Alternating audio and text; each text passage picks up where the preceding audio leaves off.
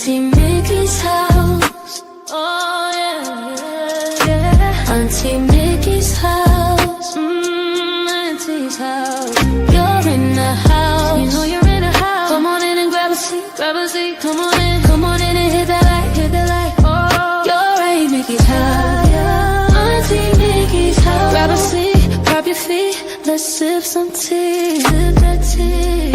Entertainment, news, and spirituality. From the culture to the fun, Auntie sets the tone. Sets the tone. With a laugh and a truth, she holds the throne. She holds the throne, yeah. Auntie Mickey's house. Come on in now. Auntie Mickey's house. Oh, Auntie's house. You're in the house. You know you're in the house. Come on in and grab a seat, yeah, yeah. Come on in and hit that light. Don't forget now. Auntie Mickey's house. She can roast with a smile, drop wisdom too. Break down the headlines, bring it straight to you. Straight to you, baby.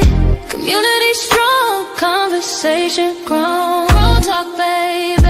Auntie Mickey's house. Make yourself at home, yeah. Come together, every voice is heard. Every voice. Respect the vibe, let's share the word. Oh, yeah. From the jokes to the prayers, she keeps it real. Keeps it real. Auntie Mickey's house, that's the deal. That's the deal, baby. Auntie Mickey's house. Auntie's house. Oh yeah. Auntie Mickey's house. Auntie's house. Known in the house. You know you're in the house. Come on in and grab a seat, grab a seat. Come on in and hit the light, hit the light, hit the light. You're at Auntie Mickey's, yeah, yeah. Auntie Mickey's house.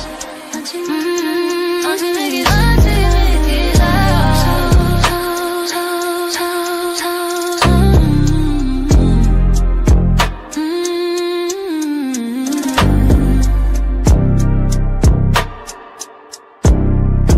Auntie Mickey's house.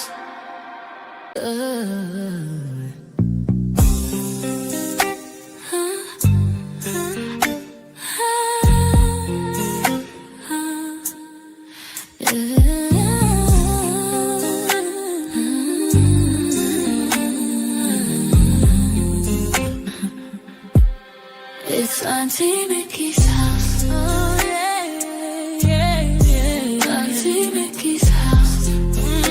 Auntie's house. You're in her house. You know you're in her house. Come on in and grab a seat. Grab a seat, come on in and hit that light, hit that light. Oh, you're at Auntie Mickey's. Yeah, yeah, yeah. Yeah, yeah. Auntie's house. Auntie's house. Auntie's house. Grab a seat, drop your feet, let's sip some tea. Sip that tea. Entertainment, news, and spirituality. From the culture to the fun, Auntie sets the tone. With a laugh and a truth, she holds the throne. She holds the throne, yeah. Auntie's house. Oh, Auntie's house. You know you're in her house. Come on in and grab a seat, yeah. Come on in and hit that light. Don't forget. Auntie Mickey's. Auntie Mickey's house. Auntie Mickey's house. Oh yeah, yeah. She can roast with a smile, drop wisdom too. Break down the headlines, bring it straight to you. Straight to you, baby. Community strong, conversation grown. Don't talk, baby. Auntie Mickey's house. Make yourself at home, yeah. Come together, every voice is heard. Every voice. Respect the vibe, let's share the word. Oh yeah. From the jokes to the prayers, she keeps it real. Keeps it real. That's the deal. That's the deal, baby. Yeah, yeah. Auntie Mickey's house. Auntie's house. Oh yeah. Auntie Mickey's house. You know you're in a house. Come on in and grab a seat. Grab a seat. Come on in.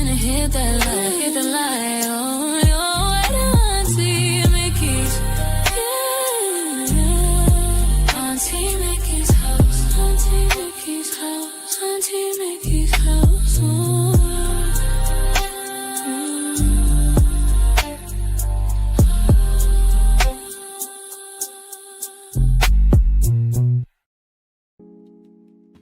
Oh, Lord have mercy. Hello, everybody. Hello, everybody. Hello, hello, hello, hello, hello. Welcome to the house, Auntie Mickey's house. I hope y'all are chilling. I hope you had a wonderful day today. It's Tuesday. Man, tomorrow's Wednesday. Tomorrow's the parade. I am not going. I'll watch it on television. That's what I'll do. Tomorrow is the Seahawks parade for winning the Super Bowl. So, yes, I will be watching on television. I'm not going down there in them crowds. Not with these crazy people. Now, Uncle, he can take the kids if he want to. Go right ahead. Love ya. Make it back safe. Oh my goodness, but welcome to Auntie Mickey's house where you can kick back, put your feet up, because we ain't gonna smell them, because everybody's in their own house, so, but just virtually. Put your feet up, bring you some popcorn, bring you something to drink, and sit back and we'll talk about the topic of the day. And I'm sure you've seen the title. The title is, This Country is in Crisis, but the Government is Sitting Quiet. Now, a lot of people might look at that and say, oh, because the man is unhinged. And yeah, there's some truth to that. Oh, my goodness. This boy, he gonna have to just call. There's some truth to that, yes. The man is definitely unhinged. But there's a reason for it. Not just because he's racist. Not because he's rich and entitled, but there's something going on with this man up here. Most definitely. And I think we all kind of figured that out. But there's so many other things distracting us from that narrative that when it happens, when that man drops, this whole country gonna be up in arms like, oh, we didn't know. Yes, you did. You just didn't choose to know. Because these MAGA people, they're following behind this man like sheep, like nanny goats. So when their Lord and Savior dips out, they ain't gonna know what to do. Hello, Miss Shelley. How are you? Hello, C. Gonzalez. Hello, Carmela. Hello, Barbara. Adventurous. Camille. Let's see. Rachel Haynes is here. Who else we got? Did I say Carmela? Yeah, I said Carmela. Kathy Mitchell. Hello, sweetheart. There's my satin doll. Okay, and there's my Boo Thing at the top of the list. Hello, Boo Thing. How are you? Yeah, I did get some rest. A little bit. Your grandson is gone. He left about 20 minutes ago. So I got the house to myself. I can talk as loud as I want. Xavion just called me and I didn't pick up. Because he knows that I'm live. He should know that by now. So, we see this news every day. And we're hit with some of the craziest issues ever dealt with in modern history. Hello, Just Hot Flashing. Hello, sweetie. But each story is just a piece of an even bigger puzzle. Trump's health is definitely declining at a very rapid rate. And this live may give us more understanding. It may give y'all more understanding as to why his behavior has been so erratic and unhinged compared to the years past. Okay. So, reports say that he has been diagnosed with what they call frontotemporal dementia.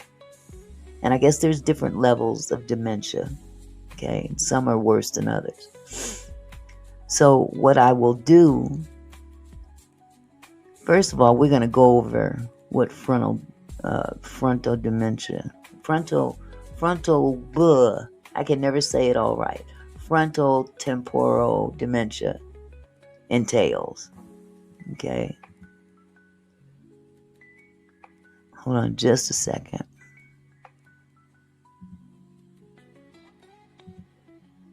This isn't a long read, so I'll just read it to you. And this is according to the Mayo Clinic. I got this off the Mayo Clinic.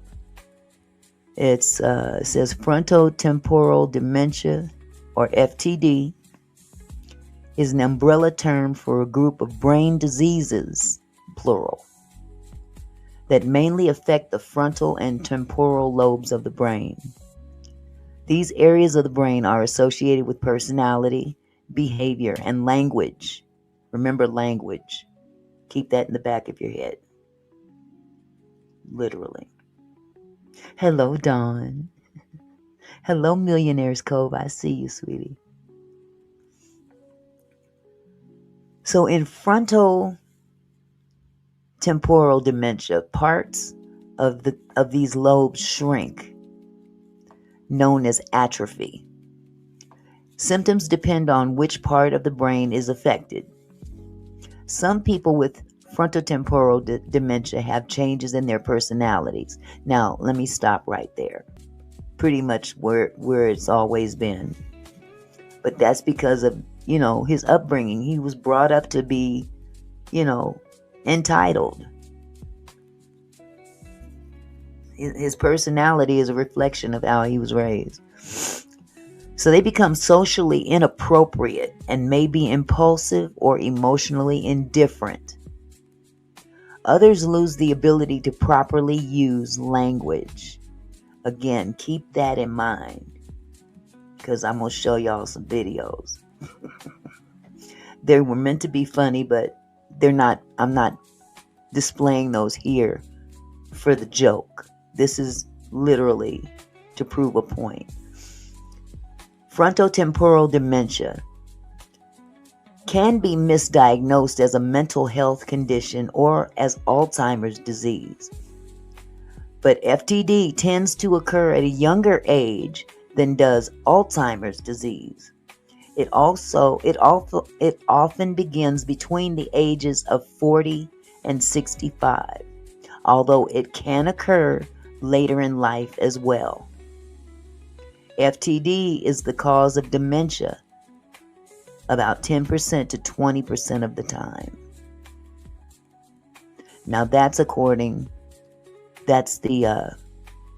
overview from the Mayo Clinic.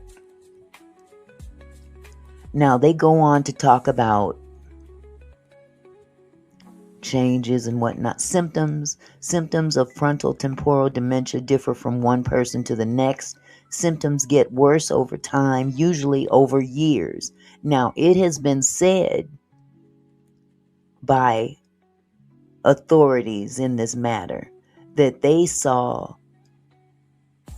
signs of it back in his first term.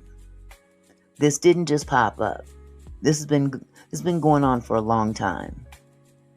And it progressively gets worse. Exactly. For real, Millionaire's Cove. People with frontotemporal dementia tend to have clusters of symptom types that occur together. They also may have more than one cluster of symptom types. One type is the behavioral changes. Behavior hasn't really changed. It's just gotten worse, actually. Hello, Kendra. The most common symptoms of frontotemporal dementia involve extreme changes in behavior and personality.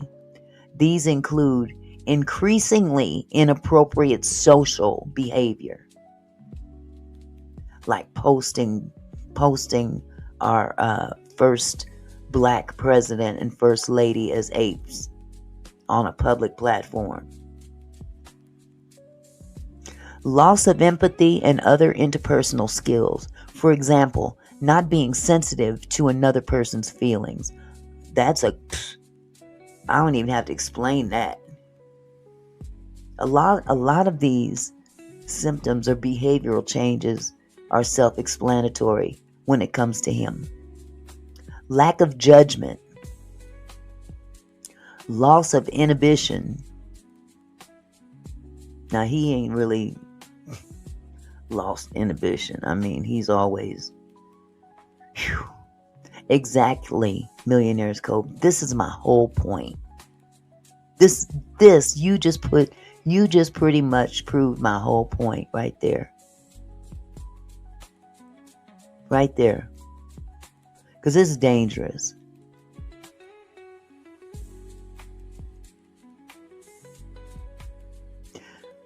Lack of interest, also known as apathy. Apathy can be mistaken for depression. Now, we wouldn't see that because we don't see him in those alone times, if you know what I'm saying.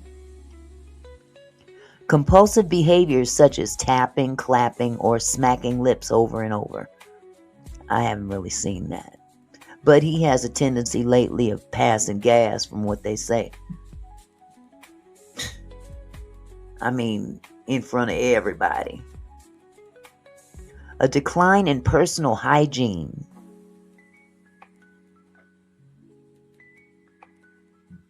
What do we know? Changes in eating habits. People with FTD typically overeat or prefer to eat sweets and carbohydrates. Isn't he the McDonald's king? Now, these next two, I've never seen this happen. I ain't gonna lie. But the next one says eating objects. Never seen that. Compulsively wanting to put things in his mouth. Well, he often puts his foot in his mouth, but we haven't physically seen him put his foot in his mouth. But here's another important one that has been very obvious in the press. It says speech and language symptoms. Some subtypes of frontotemporal dementia lead to changes in language ability or loss of speech. Subtypes include primary progressive aphasia, semantic dementia, and progressive agrammic aphasia, also known as progressive non-fluent aphasia. These conditions can cause increasing trouble using and understanding written and spoken language. People with FTD may not be able to find the right word to use in speech. We've seen this happen time and time again when he's publicly speaking or being interviewed. Trouble naming things. People with FTD may replace a specific word with a more general word, such as using it for pen, as an example. No longer knowing word meanings. Having hesitant speech that may sound telegraphic by using simple two-word sentences.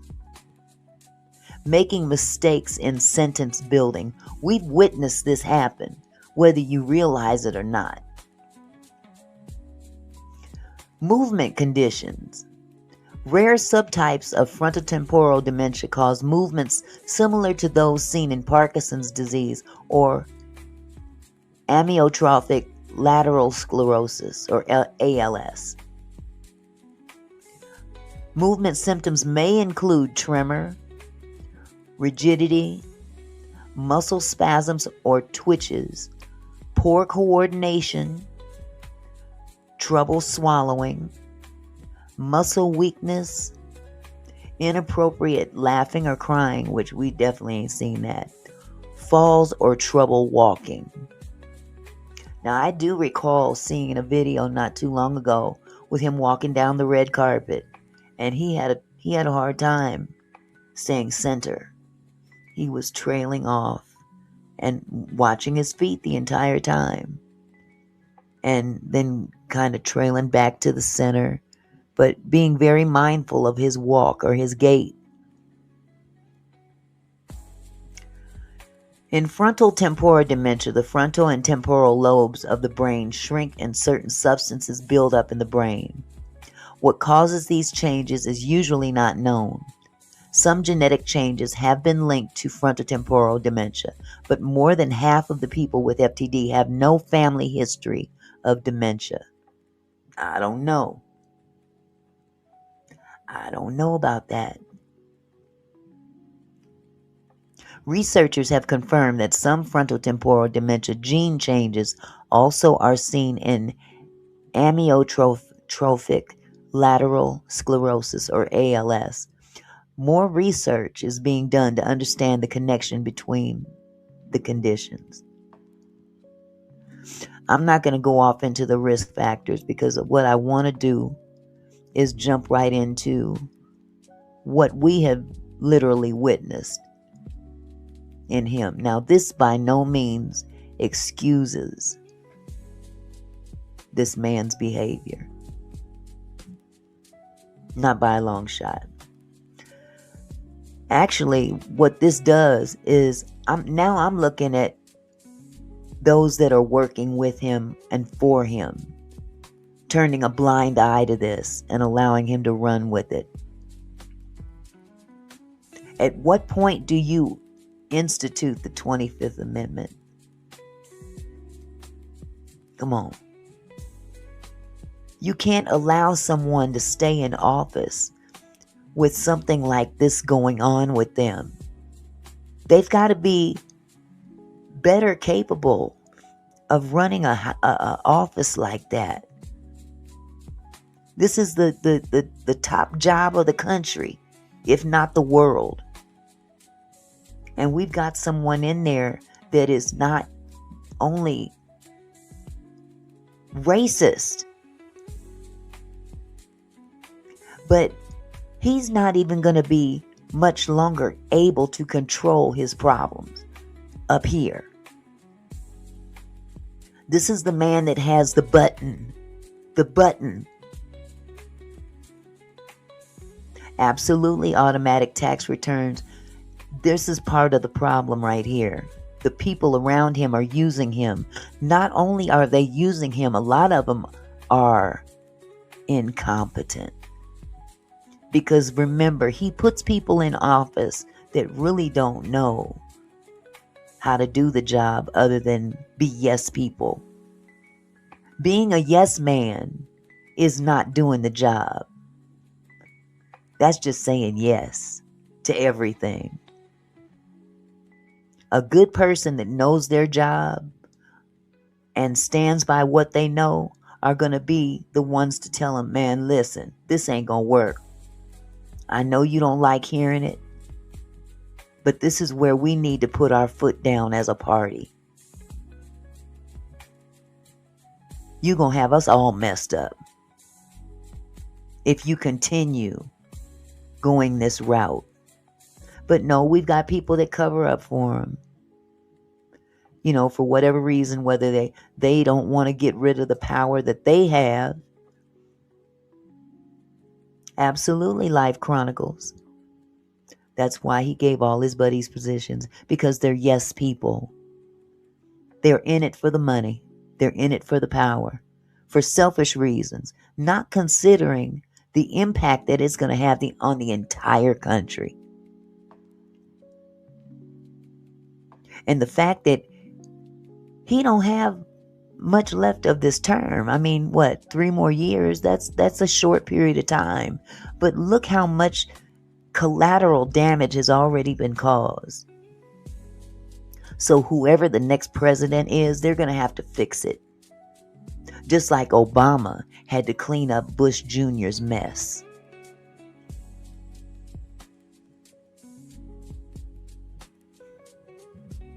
Automatic tax return says, I am a caregiver who has FTD due to a stroke. It will get worse. And I am so sorry to hear that, sweetheart. But you're telling the truth. You're telling the truth.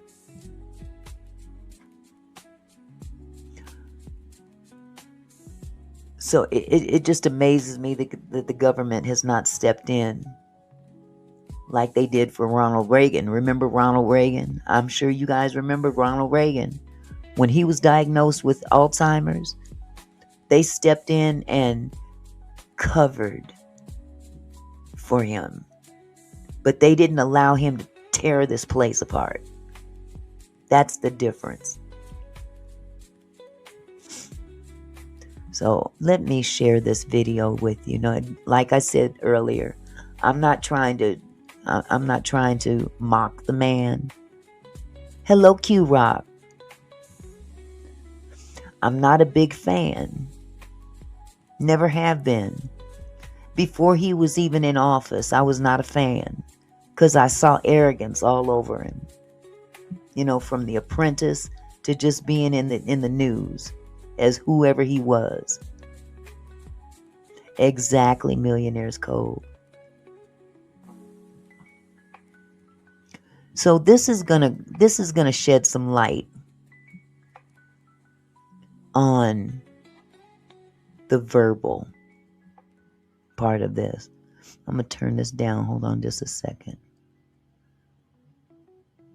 Now, I obtained this from a site called, or a channel called First Post. And they cover some of the things that, I won't say it's a parody, but you might perceive it to be that way. But just check out this video. He is rewriting the English language, one tweet, one soundbite, and one rally at a time. Using words that many people can't understand, Trump delivers linguistic curveballs that leave grammar experts weeping. Whether it's showering love on tariffs on air or airing his grievances with low water pressure, one thing's for sure, when President Trump speaks, the English language packs its bags and goes on vacation. Now, first, let me add this. This here video is 6 years old.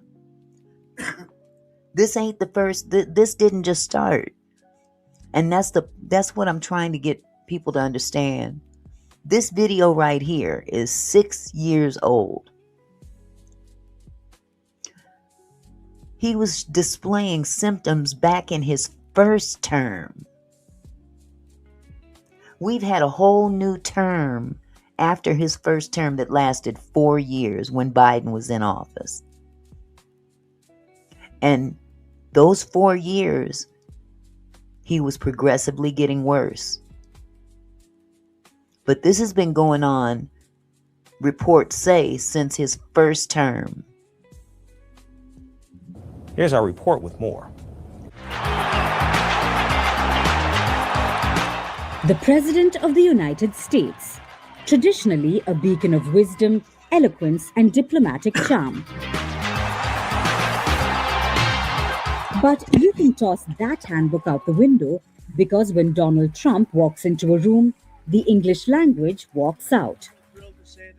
Trump has always had a knack for turning a phrase usually inside out, upside down, and then setting it on fire. I'm thrilled to be back with so many. His speeches are less presidential addresses and more verbal roller coasters with no seatbelts. Take back our country.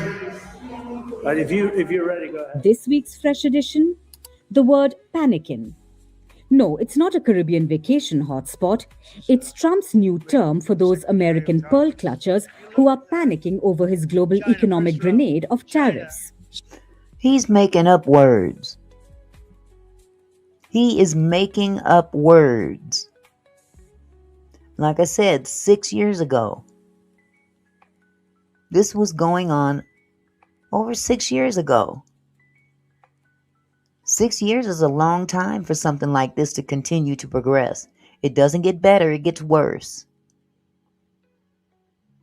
Hello, Donna McClinton. 67%. That's tariffs. The head of... According to Professor Trump, a panicking is part of a new party made up of the weak and stupid. Was this idea of doing a Staying with the tariffs, When one reporter asked Trump how the idea of pausing these tariffs came to him, he said it came straight from his heart. I think it probably came together early this morning, fairly early this morning. Just wrote it up.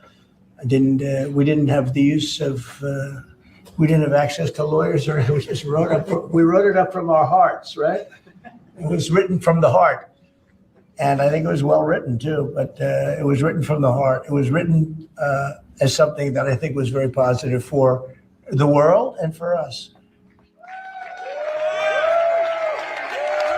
He uses his words to fill in time. Yes, automatic tax returns, you're right. It may be longer than that. He was 70, so I believe 65 for him. Yeah. Because he's almost 80 now. So this has been a progressive thing, reportedly. But he has a tendency to use filler words and filler statements to draw out a conversation or draw out an interview or draw out a speech.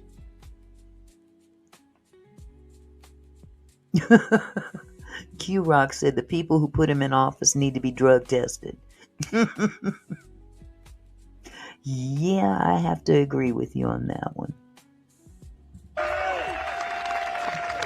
The move that has turned the world upside down came from his heart and not from lawyers, experts, or advisors.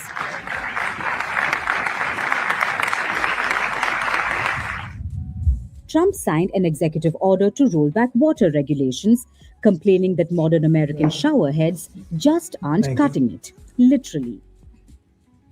In my case, I like to take a nice shower to take care of my beautiful hair. I have to stand under the shower for 15 minutes till it gets wet. It comes out drip, drip, drip. It's ridiculous. Lord have mercy. Yes, while the rest of the country might be concerned about, say, the economy, Trump's top concern was making sure his locks get the presidential soak they deserve. Once again, his brain is not functioning as a president. He doesn't think on the lines of what's good for the people, just what's good for him. We'll go off into that later too. At a Republican donor soiree this week, Trump turned up the heat with his usual modesty. Countries are calling me up, and, well, let's just hear it from the horse's mouth. And don't let some of these politicians go around saying, because I'm telling you, these countries are calling us up, kissing my. They are dying to make a deal. Please, please, sir, make a deal. I'll do anything. I'll do anything, sir. His love affair with the word tariffs borders on obsession. Trump has expressed his love for this word at numerous occasions. During his Inauguration Day parade, he reiterated his love for tariffs. He had commented, "I always say tariffs are the most beautiful words to me in the dictionary." He added that tariffs will make America rich as hell. Charlie, what are you talking about? Nobody said that this video was alive. I'm playing a video from 5-6 years ago. Pay attention.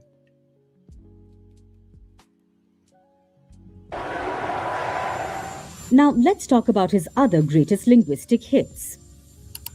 Newscom. This is a spicy remix of California Governor Gavin Newsom's last name. Because when in doubt, just add the word scum. He used it back in 2024 when he visited the southern border. Covfefe. In 2017, he tweeted, "Despite the constant negative press, covfefe. Is it a typo, a secret code, a coven of coffee-related goblins?" Well, we'll never know. Trump left the tweet hanging mid-sentence, then told us to enjoy.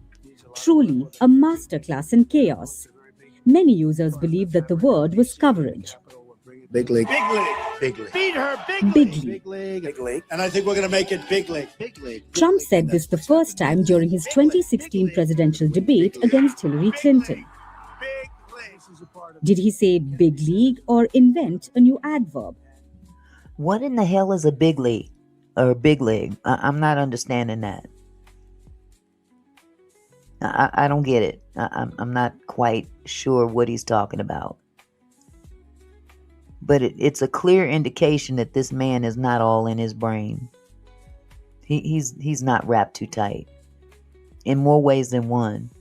His personality is bad enough, but when you add dementia to it, that's a serious issue.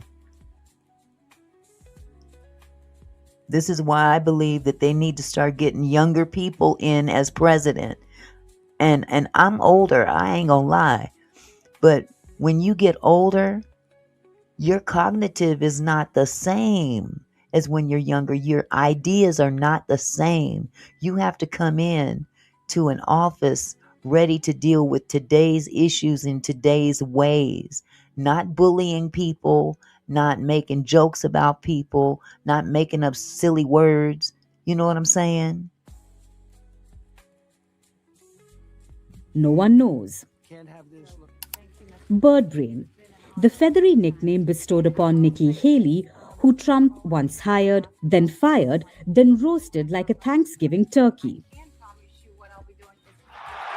All this is less Lincoln and more late-night stand-up if the comedian were also in charge of nuclear codes.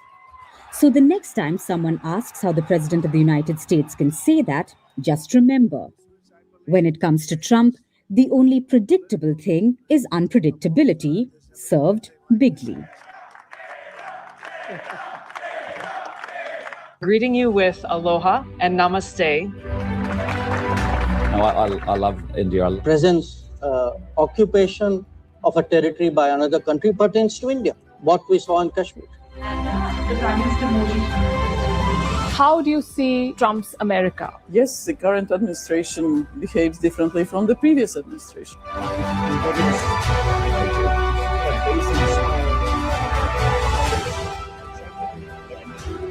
Are you saying that there are foreign powers who are trying to bring down the current government in Syria? Exactly. Iran, maybe Russia. Prime Minister Modi committed to South-South, cooperations. For both sides, not over 50. Is Ukraine prepared to pay the price for that peace? No compromises at the cost of territorial integrity and sovereignty.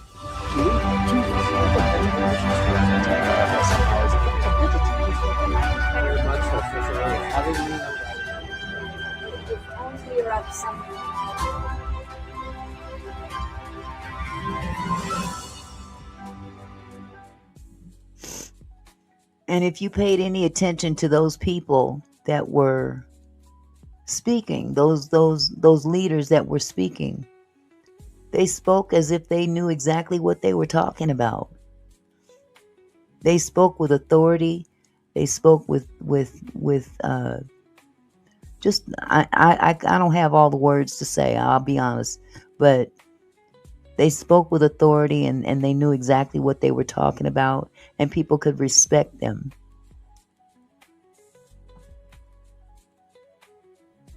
Hold on just a second.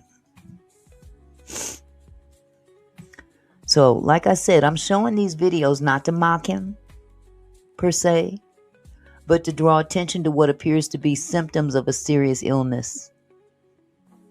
And that in itself is alarming, considering that, our government is supposed to protect us, the country. Doesn't matter what party you serve. The government is there to protect the people, not just one person. And one person should not be allowed to run amok and be surrounded by yes people. Let me share another one with you.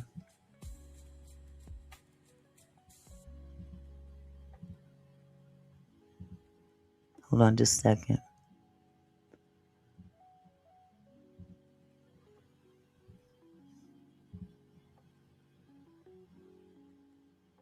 This is from MS Now. Morning Joe Show. As we've been telling you this morning, the Trump campaign is highlighting Joe Biden's gaffes and slip-ups. Now, this video here is from 5 years ago. The first one was 6 years ago, but this one is 5 years ago. This is a progressive issue. It doesn't get better. It gets worse. It gets worse. In an attempt to paint him as, quote, confused and out of it, which brings us to another Trump rule from conservative writer Windsor Mann.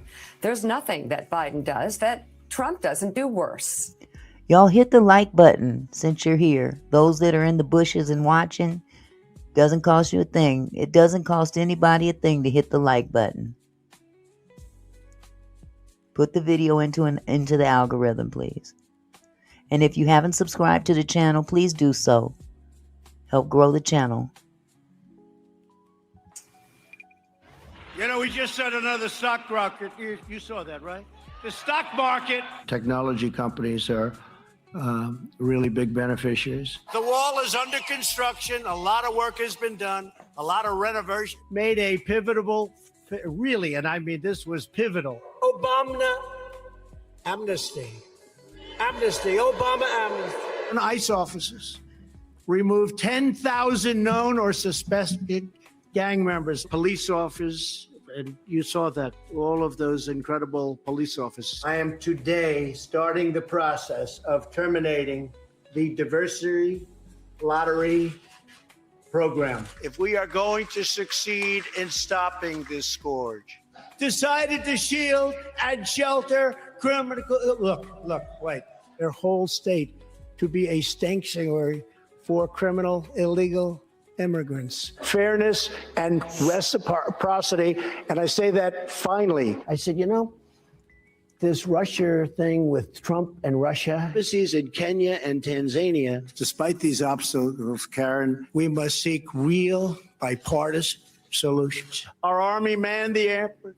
It ran the ramparts. It took over the airports and the combat infantrymen. They sacrifice every day for the furniture and future of their children.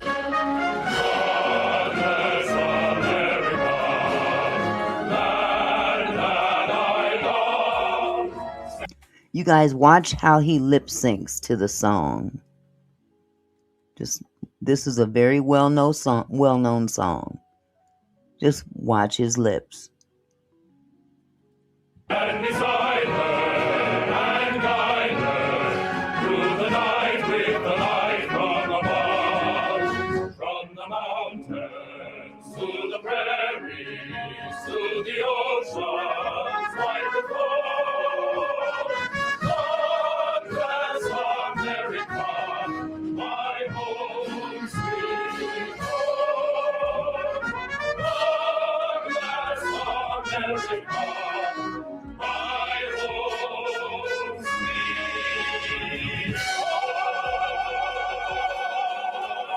You know, it's very interesting, really. I've never seen anybody actually mouth the words to Freebird for God Bless America. It was Stairway to Heaven. He did it there. Bye-bye, babe. It's been a sweet one. Also, Willie, here's a pro tip.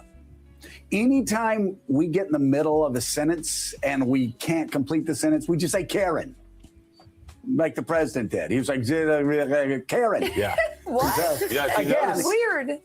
Yeah, everything he does is projection. If you notice, a lot of that's on prompter, too. And I think he's a lot of times surprised by a word that comes up in prompter, and he's got to get through it. And he doesn't always do so well getting through it. We hadn't heard the classic that the Continental Army took over the airports in a long time. So I was happy to see that again. They did a great job with the And by airports. the way, we talk a lot. Okay. We talk a lot about George Washington and what he did, but I'm telling you, the Air Force and the Space Force of the Continental Army, really The impressive. untold Mr. story of President. the revolution. Yeah. So basically, it's obvious that his health is declining rapidly. Rapidly before our eyes. And nobody is stepping in. Nobody. is stepping in to do what's best for this country. This country is in a major crisis, and this is a dangerous, very dangerous territory to be in. And it's no mistake that we are facing repercussions all over the board, from ICE and his handling of that, to threatening to take Greenland, and to suddenly taking the president of Venezuela and his wife, and taking oil and selling it and putting it in an account in Qatar, where only he has control over that. It's just things that we would never tolerate in the past. Never. And a president would never think to do something like that. If nothing else, not publicly. I don't know what they did behind closed doors back in the day. But this is out in the open for all of us to see. And we're just swallowing it. We're just swallowing it and taking it.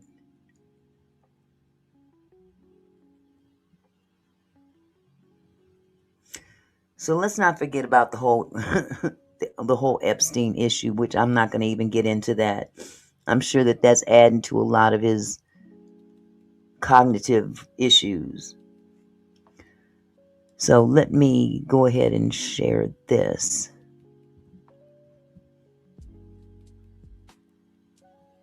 This is an article that was also done. This was actually 2 years ago, as he was running for president. What are the blue symbols? I don't know, Michelle. I don't know. So this is an article from People magazine. This was an interview with his nephew. Excuse me. It says Donald Trump's nephew recalls grandpa's dementia symptoms. This grandpa would be Donald's father, as he warns of former president's decline. This was an exclusive interview. I see it in a parallel with the way my grandfather's decline was. Fred Trump III says of Donald's recent behavior. If anyone wants to believe that dementia did not run in the Trump family, it's just not true. It says Donald Trump's nephew, Fred C. Trump III, is opening up about his family's often overlooked history of dementia, and how his uncle's recent behavior reminds him of the other Trumps who have faced cognitive health challenges, including Donald's dad. I don't know what you're talking about, Michelle. I don't see it on my end. Like anyone else, I've seen his decline, but I see it in parallel with the way my grandfather's decline was. Fred 61 tells People of Donald 78 at the time, who has at times downplayed his father's symptoms. If anyone wants to believe that dementia did not run in the Trump family, it's just not true. As election day looms closer, and like I said, this was before he was elected, Fred says it's frustrating how the speculation around candidates' mental aptitude this election cycle hasn't involved taking a closer look at their family histories. People who don't know the candidates would diagnose, if you will, Biden and diagnose Donald. I never heard anyone say, oh, let's look at the family history of either of these two people. The former president's campaign dismissed the following interview as completely fabricated and total fake news. Of course.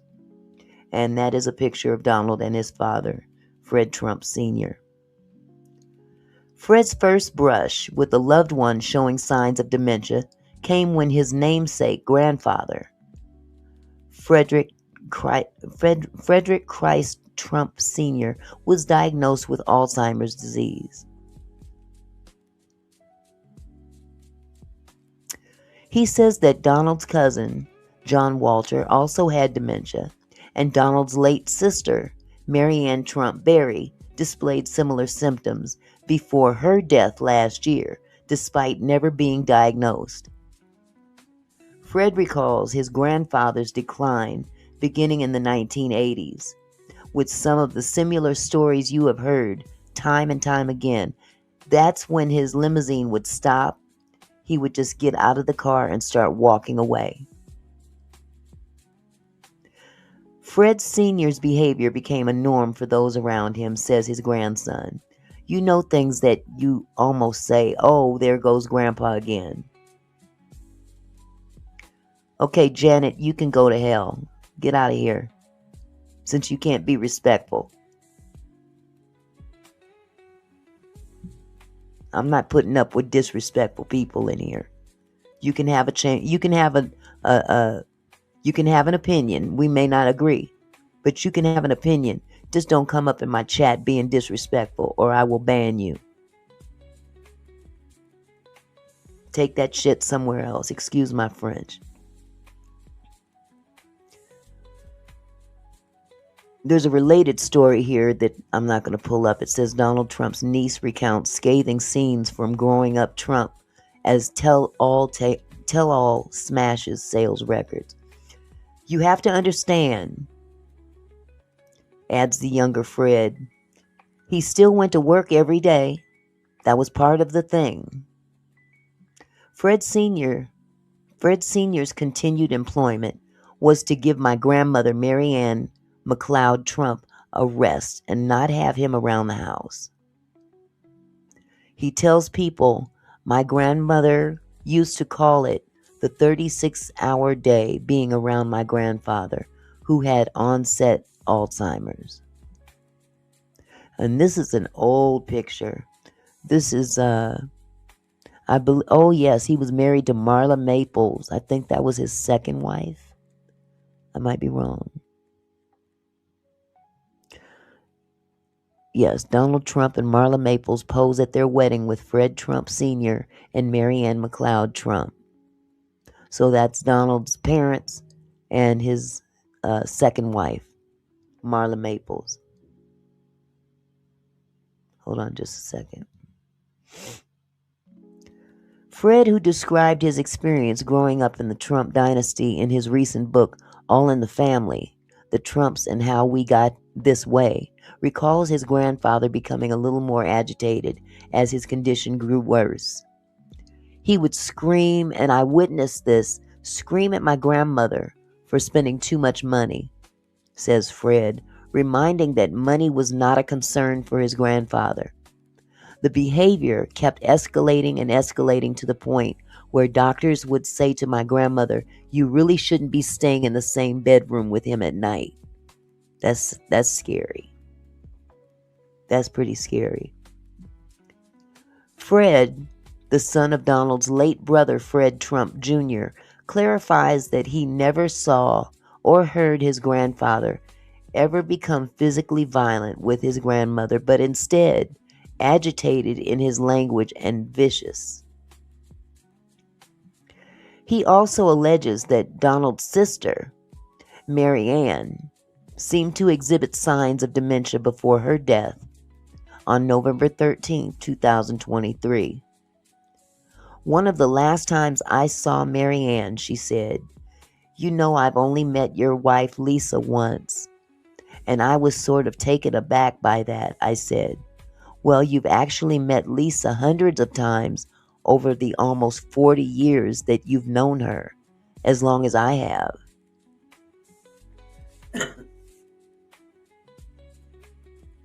Recalling his grandfather's experience with dementia specifically, Fred claims that he's witnessed similarities in recent years with his Uncle Donald, who has not released any recent medical records as the oldest presidential nominee in U.S. history. One particular interaction jumps to the front of Fred's mind as an example when he ran into Donald at Mar-a-Lago in 2023. He just looked disoriented, and he kept repeating something to me time and time again when I had met him, Fred tells people. He kept repeating things, and he just looked different. He looked tired. Fred says he noticed his uncle has also had no inhibitions about cursing in front of anybody more recently, and while he recognizes that Donald has always cursed, his nephew describes the former president's recent communication as outright nastiness. Fred, who decided to back Kamala Harris' presidential campaign, explains, "I always had to disclaim, I'm not a neurologist, I'm not a psychologist, I'm not an MD, but based on his family experiences, he says, I see traits with Donald that are unfortunate." Recalling one of Donald's first times meeting Fred's son, William, who has complications from a rare genetic mutation, Fred says Donald rebuffed Lisa's explanation of William's condition. Thank you, Millionaires Cove, for becoming a new member. Thank you so much, love. Welcome, welcome, welcome to the membership. When Lisa and I went to see Donald, and he said, "Well, what's wrong with William?" And Lisa says, "Well, he has an issue with one of his genes, a gene mutation." And Donald immediately says, "Not our genes," Fred claims. He can never admit that there is any mental or physical flaw in anybody in the family. Donald's nephew, who claims in his book that the former president once told him disabled Americans should just die due to expenses and the shape they're in, which Donald's campaign firmly denied, tells people he thinks the former president is likely playing up the old projecting thing by denying any flaws in his family's medical history. He can never open up the negative door on the family, ever, says Fred. Because if he admitted that my grandfather had dementia, well, that's almost admitting that he has the possibility of having dementia. The potential that Americans could elect Donald to the White House once again without certainty about his cognitive health has Fred concerned. At that time, I could see why. Following a series of public campaign trail flubs in which the former president has mixed up names of world leaders, slurred his speech, and relied on increasingly violent rhetoric about his opponents. My grandfather, unfortunately, was threatening my grandmother late in his life. And that was horrible. And I witnessed it, Fred says. But my grandfather didn't have any decision making that was going to have world implications. The biggest implication is, does my grandmother sleep in another bedroom to stay away from him when he's roaming around the house at 2 o'clock in the morning? But for Donald, he adds, this is potentially the most important person in the world.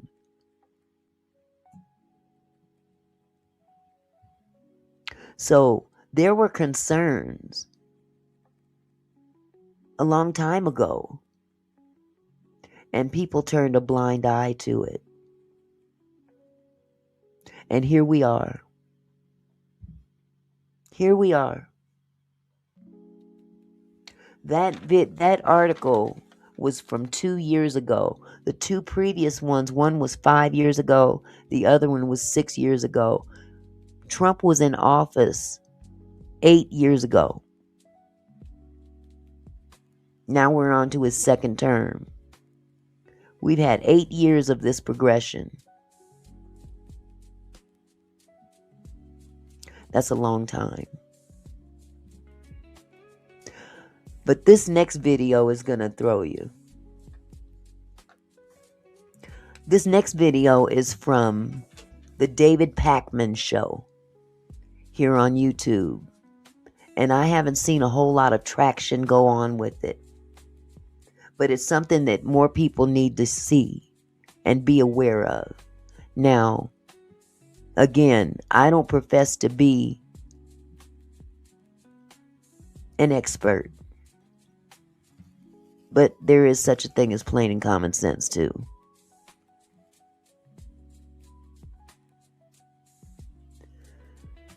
The Love Bud said, I gotta say, the last few days have been particularly heavy. Absolutely. Absolutely. Millionaire's Cove says, maybe that's why Melania stays separate. Because when someone is dealing with something like that, it's a lot of work. It's a lot of work, both physically and mentally. So I'm going to play this video. After I'm done playing the video, we're going to shut the live down. But I wanted to end the video, or end this live with this video. And it's very telling. Very telling. And again, the name of the content creator is called David Pakman. The David Pakman Show. Here on YouTube. And he had a physical therapist on his show who he conducted an interview with. And some of the things that this man had to say was very interesting, because he deals with this situation every day.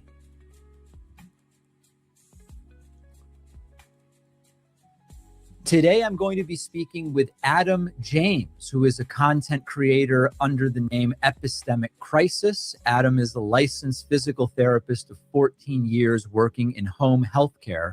And Adam, people might be saying, how is that experience relevant to anything that you talk about, David? But you'll tell us, when we see the publicly visible symptoms and characteristics of Donald Trump, these are things you're very familiar with from the folks you work with. Millionaire's Cove says changing diapers and dealing with him mentally is work. And that's true. Not only is that a lot of work, but that is a clear indication that there's some cognitive issues in incontinence. That is yet another symptom. And that's why they need caregivers. Because it's hard for the family to have to deal with that. That's right. Yeah, it's something I see every day. When a neurologist or any other physician diagnoses a patient with these types of neurological conditions, many times we are then called in, and then we see that patient in their own home 2, 3, 4 times a week in some cases. So we become extremely familiar with it.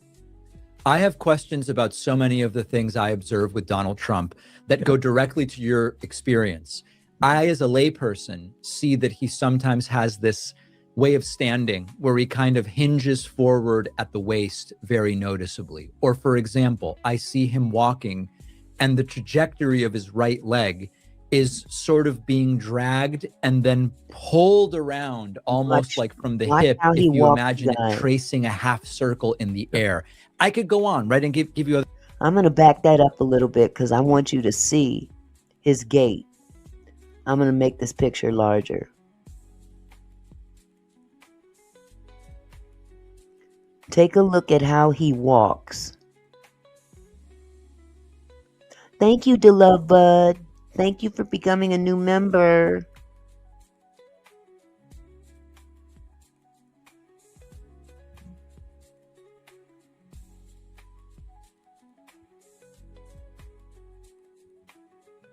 Hi, Lisa Howard. Notice how he leans forward and bends at the waist.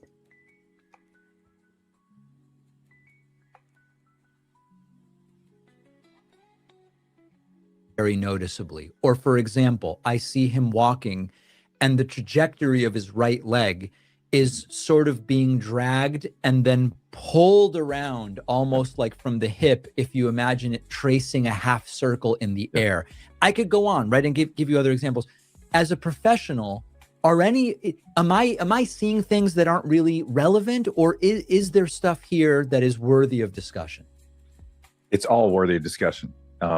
What you're seeing just with the gait, the swinging that leg in a semicircle at times, I think it's a combination of, he's probably had some measure of stroke-like event, whether it's a CVA or TIA, most likely last September when he disappeared for several days. The swinging of the leg is a adaptation to right-sided weakness from some sort of stroke event, I believe. Now, this is his interpretation, not mine, okay? But I found this fascinating. But a wider-based gait is also a symptom of dementia, specifically frontotemporal dementia, which I think is what he's dealing with most. So the wider someone's gait gets, the slower their gait speed is. Those are all adaptations for an increased risk of falling, because subconsciously he knows my balance is decreasing and I need to protect myself.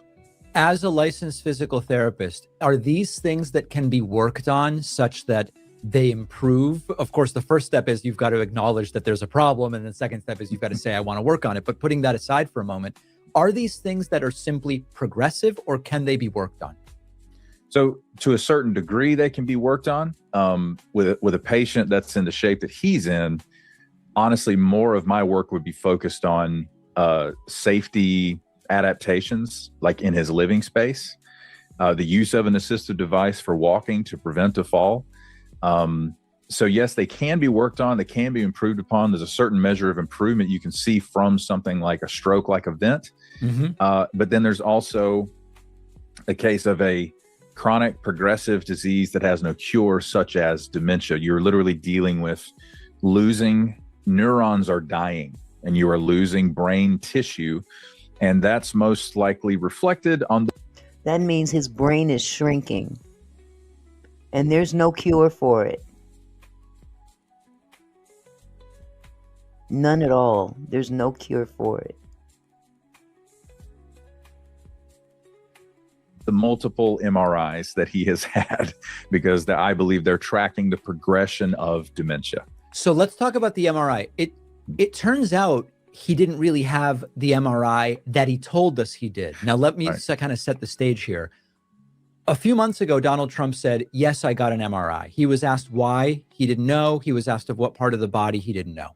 The White House then issued multiple statements about Trump's MRI. And then after 2 months, it turned out that it was a CAT scan. So there are questions about that and how Trump would be so confused about what he got. But do we know that he even has received MRIs? Because remember how he, in his first term, flaunted that he was so healthy. He's the healthiest president that has ever lived. He's even healthier than Obama. He can't seem to get Obama out of his head, by the way. There's a serious jealousy issue that Obama takes up residence in this man's head, rent-free. But y'all remember when he was president the first term, and he went on about how healthy he was. I only eat McDonald's, and that's all I'm going to ever eat, et cetera, et cetera, et cetera. And he would just lie. Just lie about it. And actually went so far as to have the doctor that gave him his examination write up a bogus letter. Put a 1 in the chat if you remember that. I wish you would go take a freaking hike, Patrick. Kiss my ass goodbye. I done told these people don't come in here disrespectful.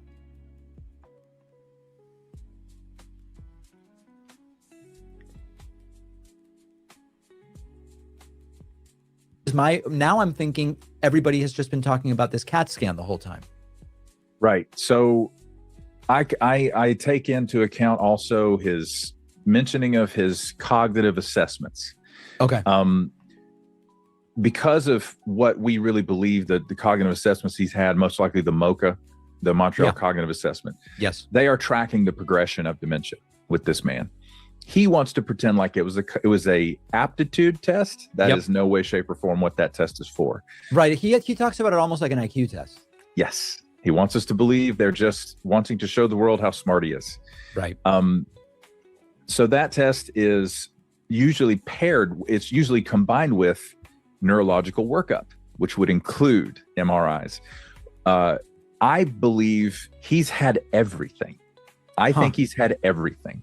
All of their messaging is always going to be a lie because they don't want anybody to publicly know how ill he really is.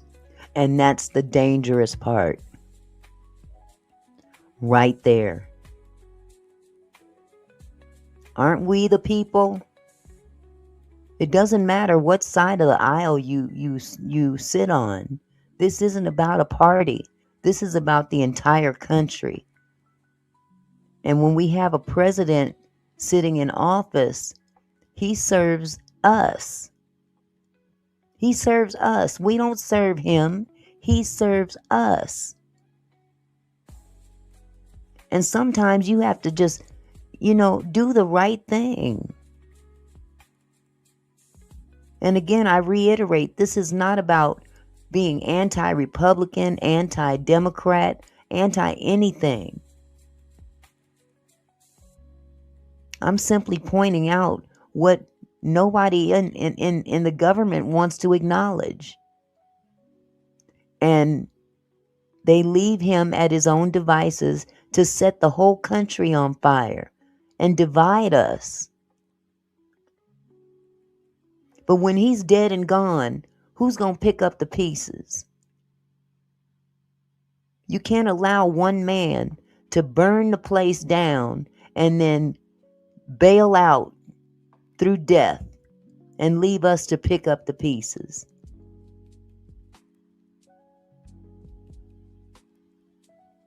So for anybody that wants to come in here and attack, saying you're liberal and all this stuff, this ain't about being liberal or independent, Republican, whatever you want to call it. At the end of the day, there is all hell that's going to break loose when this man drops dead. Let's be real.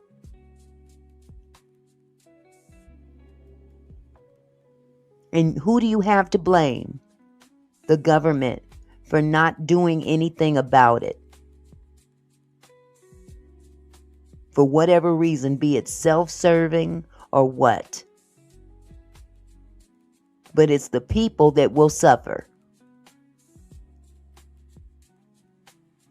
I yet have been able to find a broke politician. Edwin, you are definitely entitled to your opinion. My whole point is he is not omnipotent. Something needs to be in place because the man is not well. Physically, he's not well. And he's getting no assistance from the government. They're allowing him to run rampant. So you are entitled to your opinion, Edwin. I'm not debating that with you. That's what you believe, and that's what you are entitled to believe. This live is not about who was better, him or Biden. Nobody gives a damn at this point. Biden is a moot point. Whatever happened in the past has nothing to do with what we're talking about right here. So I go with the clinical symptoms he actually displays, and also the things that they get the most upset about, such as him falling asleep in cabinet meetings. Those are the indicators of what's really going on with him, for me at least, because they're never actually going to tell us what's going on with him. A couple other things I want to ask about. You can say what you will about Biden, but he's still alive and well.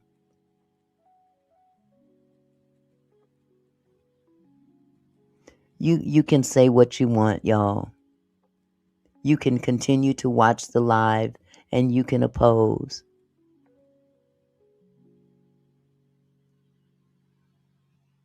But there was a video of Trump walking down a red carpet. The red carpet was perfectly straight.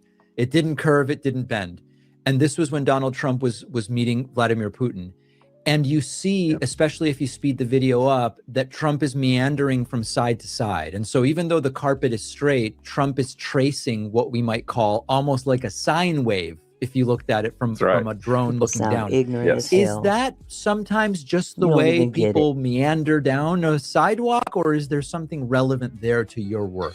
I think it's relevant because dementia decreases the brain's ability to process visual information. That leads to the glassy-eyed, blank stare, because they're actually not encountering visual stimulus the same way that someone without dementia does. It's combined with the right-sided weakness, the legs swinging in that semicircular fashion. Typically, when you advance a limb through what we call the swing phase and gait, you get hip flexion, you get knee flexion, you get dorsiflexion at the ankle to prevent the toes from clipping the ground as the leg swings through. Let me explain that. In other words, if your foot was just hanging loose as you swing forward, the toes would start dragging against the ground and you might trip or whatever. So there's a natural motion where you flex the foot so that the toes point more up than down. That's correct.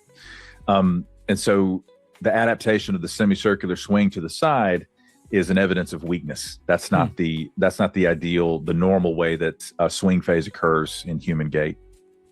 When it comes to the speech patterns of Donald Trump, and if any of this stuff is simply outside your area of comfort or expertise, you tell us. Sure. We observe everything from repetition of an increasingly narrow set of words. In other words, a diminished vocabulary. Now, remember, we looked at the videos earlier, which demonstrated that very thing that he said. That was the whole purpose of showing that.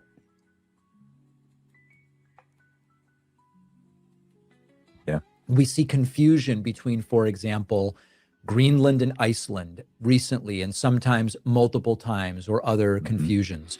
We see sometimes kind of trailing off and then abruptly almost like coming to and then talking about something different. Is that an unrelated series of characteristics, or is there something that... Bobby Hunter, do you think that this guy is going to live forever? Let me just ask. I'm just curious. Do you believe, because Bobby Hunter seems to believe that we're idiots. We're just simply observing some cognitive issues in him. He can't control it. There's not something that he did stupid that caused this. This is something that happens to people. Now, based on what we're talking about, this is not about politics. This is health. This is a health issue. Now, are you going to tell me that we're idiots because we're talking about a health issue? Do you think that this man is going to live forever? Answer that question, and then tell me who the idiot is.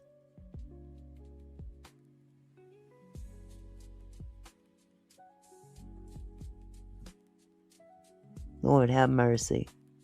Ties that together. No, that's all tied together. The frontal lobe is basically what alerts us to we're doing something we shouldn't be doing, or we're saying something we shouldn't be saying. Hi, Polly. His frontal lobe is shrinking inside of his skull, and the MRIs will reflect that. That's why they pivoted to the CT scan. They don't want you to know that they're watching his brain shrink. So the frontal lobe is stopping him from ordering his thoughts. I just made a video myself about how he mentioned the discombobulator that they used in Venezuela. Right. And he goes, the discombobulator, I'm not allowed to talk about it. Like, my brother in Christ, you should not be mentioning anything about American military effort. That's classified. He knows he's not supposed to talk about it, but his brain is not stopping him from talking about it. And that's what makes it dangerous. This condition makes it dangerous to be in this position. This is not an attack on a party. So you people that come in here talking out the side of your neck about you're stupid, you're idiots. Who gave you free reign to decide who's an idiot by pointing out some medical issues that could have an impact on not just you or me, but everybody? This is not about politics, idiot.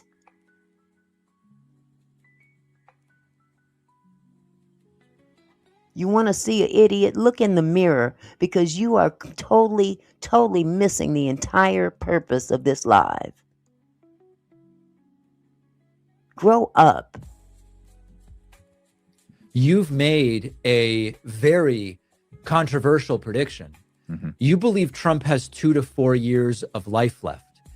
Now, I don't want this to be, I was at the grocery store the other day buying 6 months worth of milk because we were getting snow, and that's the normal thing to do. You stock up on milk and bread for 6 months. And I was looking at these, the tabloid magazines in the checkout line, and it's sort of this stuff like, Hillary Parkinson's 1 week left before she's in a wheelchair sort of stuff. And when you hear Trump has 2 to 4 months left to live, from an actuarial standpoint, Trump is probably a super ager and may have 6 to 8 years of life left statistically. What makes you say it's 2 to 4 months? So if it's frontotemporal dementia he's dealing with, the life expectancy after diagnosis is roughly 7 to 12 years. He's been displaying these symptoms since before he was elected in 2016. Really? Yeah. Did you guys hear what he said? Did you guys hear what he just said? I'm going to back it up a little bit.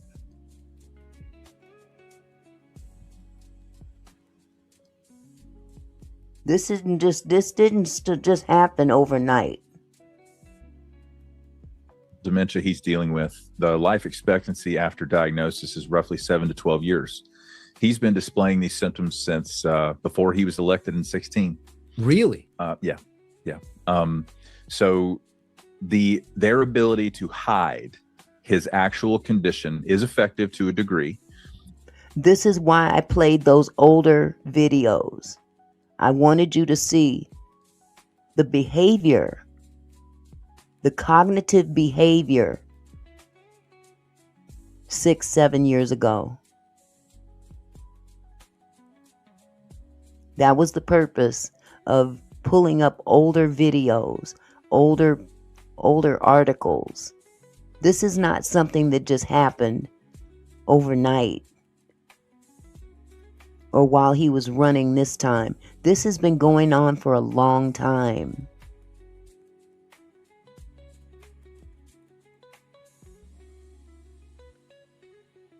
The main danger they have, I'm talking about Trump's team, like the cabinet, the people closest to him. The main danger they have is he can't shut his mouth. They would never have had to comment on what happened at Walter Reed if he could simply never talk about having an MRI. Right. So he's much more ill than they will ever admit, and that they will do their best to conceal. They'll seat him behind a desk so you can't see the swelling in his feet and ankles, etc. So for me, I'm looking at the time frame, the actual, normal life expectancy for these things. A comparative example would be Bruce Willis, who now is in a care facility. He's been. Bruce Willis is in such bad shape that it's sad. He is now in a care facility, and he's younger.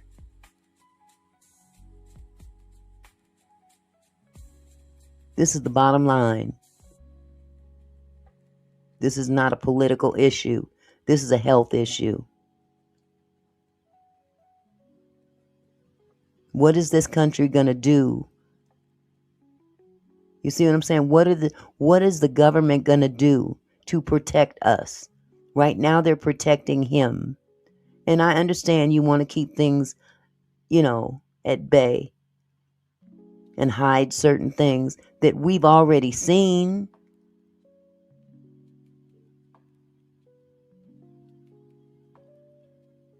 So, at what point in time does the government step up to the plate and do the right thing? Because every day is a new day that puts us in jeopardy. Every day is a new day that puts us in jeopardy.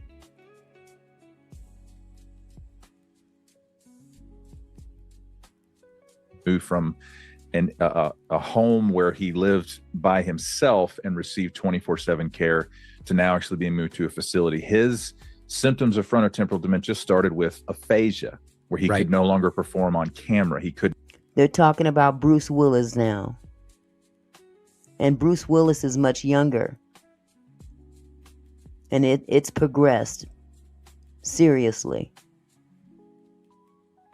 He's no longer able to do movies anymore. He can't read the scripts. He can't keep the things together that he would normally do as an actor. Now he's in a home. Not execute lines anymore. That was 2022, 23. And now he is where he is. So I'm just going by what the typical life expectancy is and the symptoms he displays. And they're, he is a McDonald's fiend. Like, there's nothing about this man that would be considered a compliant patient. And non-compliance from patients, if you ask any healthcare worker, is one of the banes of our existence. People who are doing things that are medically inadvisable just literally don't want to change. He's 80 years old at this point. I mean, again, there are multiple other health conditions that they will never comment on. They say the swelling in his feet and ankles is from chronic venous insufficiency. I believe it's from congestive heart failure and or chronic kidney disease, or maybe a combination of the two. Chronic kidney disease or congestive heart failure because of the swelling. That's on top of the dementia. I'm telling y'all, this man is not well. He's not well. And nobody lives forever. I'm sorry you MAGA people don't want to hear that. But you might want to start preparing yourself.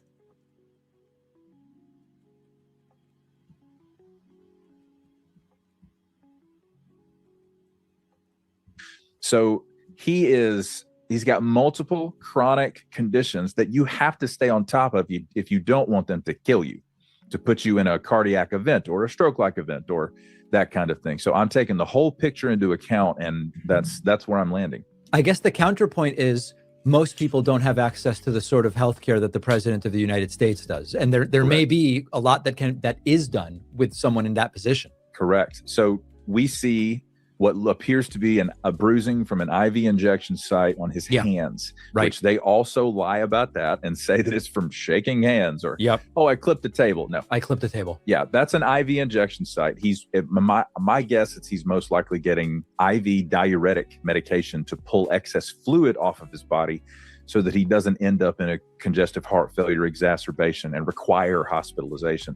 And there's a certain measure of stuff that they can do inside the White House or on Air Force One that the general population would never have access to, which makes the visits to Walter Reed that much more conspicuous. Like, why would you go to Walter Reed and do X, Y, and Z if you've got all this capability at the White House itself? Are you putting your money where your mouth is on this, in the sense that on Kalshi right now, you can bet on, I mean, listen, only it actually went up while we've been talking, incredibly. At the start of this conversation, only 16% believed that Trump would not make it to December 31st of this year. Now it's 18%, but it's quite literally rising as we talk. But the point is, there would be great odds and money to make on this if you think his life expectancy is 2 to 4 months. Sure. I'm not going to be participating in that. Good for you, Paula. Clearly, you've missed the entire point of this live.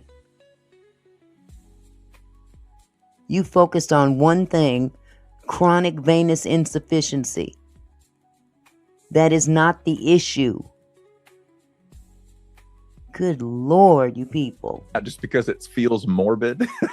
Okay. But I understand the principle. Like, I mean, again, people kind of question, like, do you really think that? I'm like, listen, I feel like I'm watching a TV show that stars one of my patients. That's Wow. what this feels like. We have been speaking with Adam James, who is a licensed physical therapist, creates content under the name Epistemic Crisis. Adam, appreciate your time and insights. Thank you. Thanks for having me. So with all that said, I'm just bringing awareness to the possibilities. If you want to take that as a political stab, be my freaking guest. But clearly you've lost the whole point of this live. So with that said, I'm going to go ahead and end the show. Thank you guys for coming. Thank you for everybody that dropped a comment. Whether we agree or disagree, there's no political issue in this particular live. This is not political. We're talking about a human being that is displaying some issues that are cognitive signals, and they're dangerous. So with that said, you guys have a wonderful evening. Stay blessed. Hit the like button on your way out. If you enjoyed the live, like the live, subscribe to the channel, support the channel. I'm trying to bring awareness to a lot of different things. This is not necessarily a me versus them thing. This is not anybody against anybody. I'm pointing out some issues that we all need to be aware of, no matter what side of the aisle you serve. And like I always say, I don't trust nan politician, Democratic or Republican. So with that said, you guys have a wonderful evening. God bless. Good night.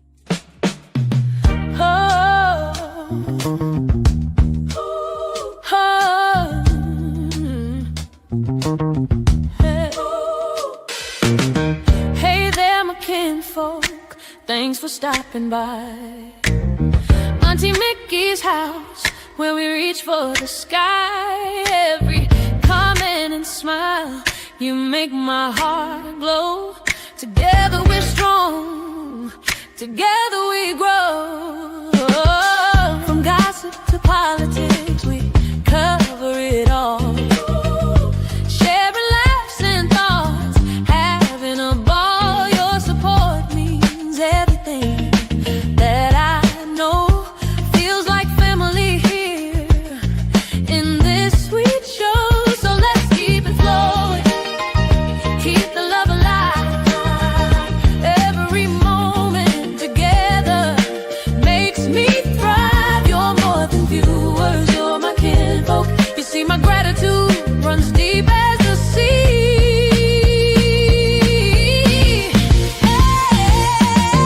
Thank you for being here, for sharing your time with each comment, with each rhyme. You're my kinfolk, my family, my crew. So much love to all of you. Turn up the camera, let's make it bright. Your support lifts me up, takes flight.